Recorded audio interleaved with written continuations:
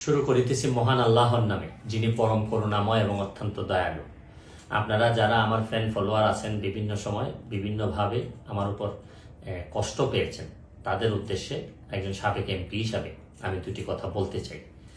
আমি আপনাদের এই সংস্কার, কোটা সংস্কার যে আন্দোলন, এই আন্দোলনে বা বৈষম্য বিরোধী ছাত্র আন্দোলন, এই আন্দোলনে কোটা সংস্কারের জন্য আমি সবসময় আপনাদের সাথে ছিলাম এবং এটাতে যারা আহত নিহত হয়েছেন তাদের পক্ষেও, এই বিচারের পক্ষেও আমি ছিলাম। কিন্তু আমার ব্যর্থতা হচ্ছে কি, আমি আপনাদেরকে বুঝাইতে পারি নাই। এটার জন্য আমি সম্পূর্ণ ব্যর্থ হয়েছি এবং আমি এই ব্যর্থ হওয়ার জন্য আমার যারা ফলোয়ার আছেন, যারা আমাকে নিয়ে প্রত্যাশা করেছেন, সবার কাছে আমি দুঃখ প্রকাশ করতেছি। আমি আপনাদেরকে আরেকটি কথা বলতে চাই। এখন যে কাঠামোগত সংস্কার আপনারা চাচ্ছেন, দেখেন এই সংস্কারের জন্য আমি বহু বছর আগে থেকেই কাজ করে যাচ্ছি।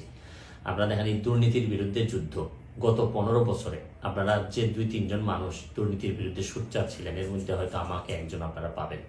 আপনারা জানেন যে আমি এস আলমের বিরুদ্ধে নিজে বাদী হয়ে মামলা করছি টাকা পাচারের জন্য। আপনারা জানেন যে আওয়ামী লীগের বর্তমান কমিটির যিনি প্রচার সম্পাদক আব্দুস সুবহান গোলাপ, তার আমেরিকাতে 9 বাড়ি থাকা নিয়ে আমি নিজে বাদী হয়ে মামলা করছি।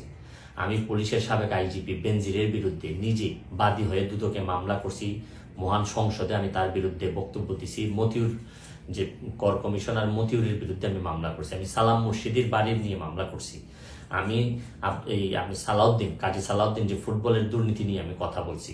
ওসি মুয়াজ্জেমের বিরুদ্ধে আমি নিজে মামলা করছি, করে তার 8 বছরের সাজা হয়েছে ডিজিটাল নিরাপত্তা আইনে। আপনারা জানেন যে জীবনে যত ঝুঁকি ছিল, আপনারা জানেন যে এই কোটা আন্দোলন শুরু হওয়ার 2 সপ্তাহ আগে আমি প্রেস কনফারেন্স করে বলতে বাধ্য হয়েছি, আমি জিডি করছি যে আমার জীবনের উপর হুমকি আছে এইসব দুর্নীতির বিরুদ্ধে প্রতিবাদ করতে গিয়ে। সুতরাং আমি এই যুদ্ধে সবসময় চেষ্টা করছি। এখন আপনারা যারা যে যুদ্ধ শুরু করছেন, ছাত্র জনতার নেতৃত্বে যে যুদ্ধ, এই যুদ্ধে আমি মনে করি যে দুর্নীতির বিরুদ্ধে যুদ্ধ, এই যুদ্ধে আমি আপনাদেরকে দোয়া করি যে আমি যতদিন আসি চেষ্টা করে যাব দুর্নীতির বিরুদ্ধে এই যে যুদ্ধ, এই যুদ্ধে সবসময় শরীক থাকার আমার জায়গা থেকে আমি চেষ্টা করব। এই বলে আজকের মতো বিদায় নিচ্ছি। ভালো থাকুক আমার বাংলাদেশ, ভালো থাকুন সবাই। ধন্যবাদ।